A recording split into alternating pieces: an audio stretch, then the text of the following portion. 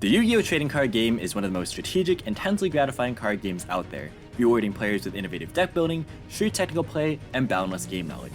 However, new and aspiring players still face arguably the biggest barrier to entry for competitive play, the extremely steep price points for the most powerful cards available.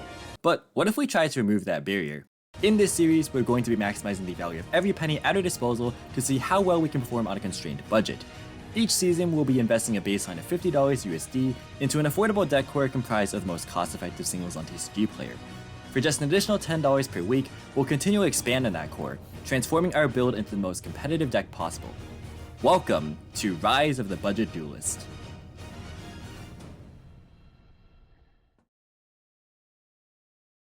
Hey, what's up guys, Sir Emanon here, and welcome to a brand new series that I'm super excited to debut on the channel today, called Rise of the Budget Duelist. Now, the opening you just watched was a pretty good summary of what you can expect to find in this series, but just in case you're stumbling upon this video at a later date, or want to know more details about what the series will encompass in general, then this is the video for you. I do want to again give a huge shout out to Pac for his Balling on a Budget series. This series was largely inspired by that, so definitely go and check out Pac's channel if you haven't already. I will leave a link to that in the description box below. But I do want to keep this fairly brief, so let's get started without any further ado.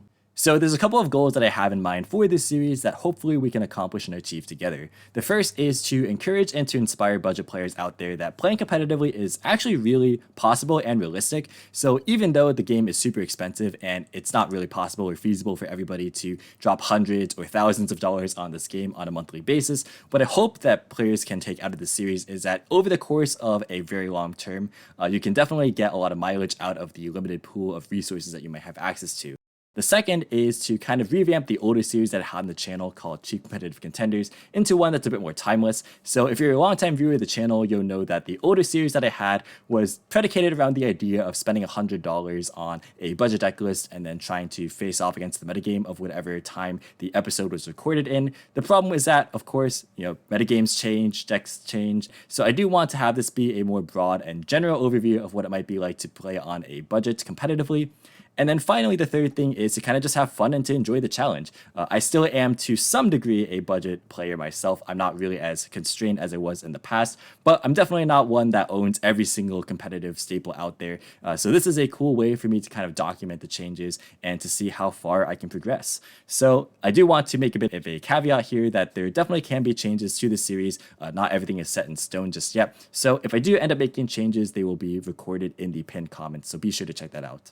So now it's time for the meat and potatoes of this video, and that's going to be the format and the rules for the series. The first thing is going to be that each season will begin with a $50 USD main and extra deck. And this is actually not going to be limited to the structure deck formatting. I know it's super popular amongst YouTubers to go for this, which makes a lot of sense because, buying 3 structure decks and putting them together is pretty logical. But I do think that for the purposes of being a budget player, if you're looking from a budget player's perspective, a lot of those cards that you do get are kind of filler cards that you won't be using in the long term. Whereas if you do just go for singles, you definitely can just make sure that you buy everything that you want to and will use eventually. Now, this definitely is harder to do on just $30, which is what 3 structure decks generally costs. So that's why I upped the cost initially to $50.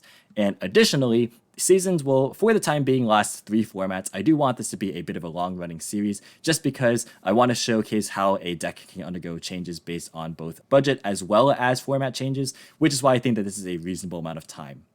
The second is that the weekly budget is going to be $10, which I did ask you guys on the community tab poll a while back. And this is a reasonable margin, I do believe, because it'll be enough for me to also play in events weekly. Now, this budget won't count towards any of the entry fees or additional supplementary costs like sleeves or, traveling to events, but those will actually be recorded, which I'll get to a bit later. But the weekly budget of $10 is going to be strictly for improving the deck to try and make it more competitive. The third thing is to have some incentives for doing well in the form of prizes. And I think this makes a lot of sense in the context of being a budget player. If you do well at your locals, you probably are going to use your store credit or your packs to actually help improve your deck. So I want to implement this into the series as well, and I thought this would be a kind of cool thing to add. So I'm going to do as follows depending on how the locals that I attend does their store credit. So if there is direct store credit, I think that a 1-to-1 ratio makes sense. Every dollar that I get in storing credit will convert to $1 of the weekly budget in addition to the $10 that I have as a baseline. And then for packs, I figured that a 1 to 0.75 ratio would make sense. So say a pack that normally costs $4 I get as a prize for doing well at locals, that'll actually just convert to being $3 as far as the addition to the weekly budget. So I think that this is a reasonable way to kind of help incentivize myself to actually do well at locals instead of just going 0-4 every week, and that will be definitely pretty good.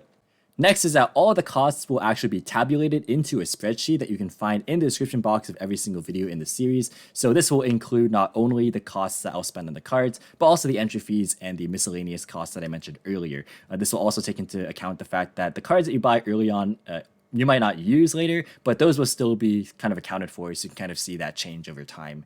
And this is an example of what the spreadsheet will look like. I don't want to give spoilers for the first deck for the first season, but this is actually the spreadsheet that I just took directly, and this is kind of an example of what that looks like. And then finally, the goal is to ultimately acquire an NAWCQ invite. Obviously, times are kind of still weird right now, so definitely check the upload date of whatever videos that you're watching, because things can definitely change as far as real life events are concerned. But hopefully, when we get back to in-person events, regionals will open back up and we can get chances to grab the NAWCQ invite. So that's actually going to be it for this video. Thank you so much for watching. Leave feedback and comments if you guys want to see any particular additions or changes to the series. I'm always super open, but that's going to be it. Thank you so much for watching, and I'll catch you in the next video. See you guys.